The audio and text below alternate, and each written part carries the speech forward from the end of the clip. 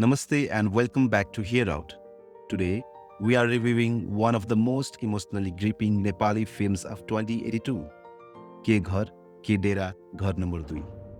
Directed by Dipendra K. Khanal and written by the acclaimed author Buddhi Sagar, this film doesn't just tell a story, it holds a mirror to our society. Let's dive deep into its highs, lows, and why this film might just hit home for many of us. At the heart of Ghar No.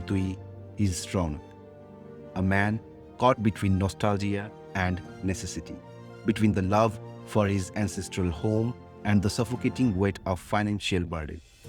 The story centers around the pressure of a bank loan that's slowly swallowing his sense of peace, something that resonates with thousands of Nepali families today. The house is more than just bricks and mortar. It's memory, identity, and responsibility. As the cracks in the walls widen, so do the emotional rifts within the family. Buddhi Sagar's story gracefully explores generational conflict, economic strain, and how the concept of home evolves over time. The performances are where this movie truly shines. Aryan Sigdel as Raunak is raw and sincere. You can feel the weight of his decisions in every expression, whether he is facing the bank manager or sitting in silence in the empty hallway of the house. And guys, I must say, he has still got everything as an actor. Khagendra Lamichhane as Raja Ram is as brilliant as always. He has not just performed the role, but rather lived it. All those dilemmas, frustrations, ambitions, and never-ending struggles are well reflected through him. Nisal Bastet brings a quiet intensity to his role, adding balance with his calm yet firm presence. Keki Adhikari gives one of her most grounded performances. Her character doesn't need to shout to be heard. Her pain, compromise, and understanding are all conveyed through subtlety, though she has not much to offer. Upasana and Khagendra add depth to the secondary storylines, especially showcasing how the younger generations often feels helpless in inherited burdens. Even the supporting cast like Prakash Ghimire and Srijana Napit feel like people we have known all our lives, relatable and nuanced. Where Ghar No. really earns its respect is in how it tackles real-life issues.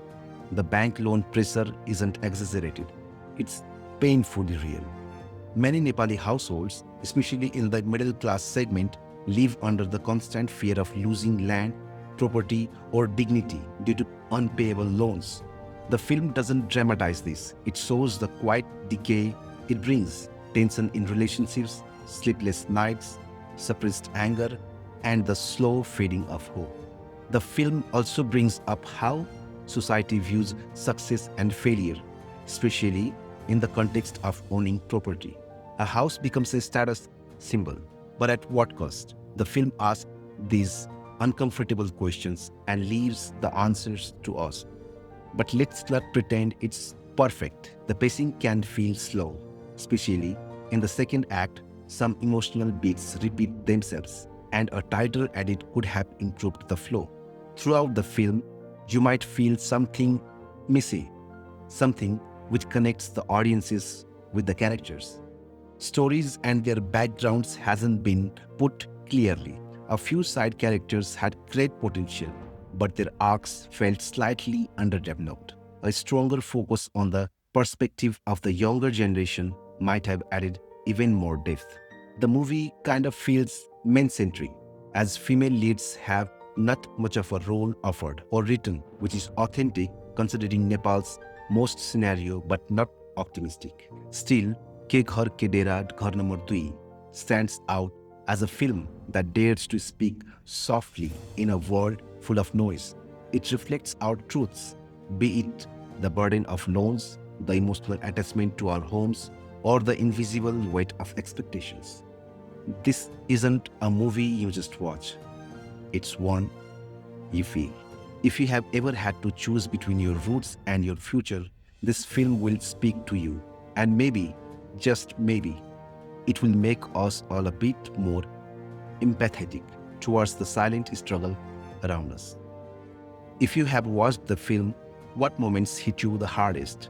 Let us know in the comments.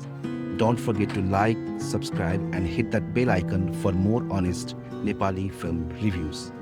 This is Hearout, where we listen, reflect, and speak from the heart. See you in the next one.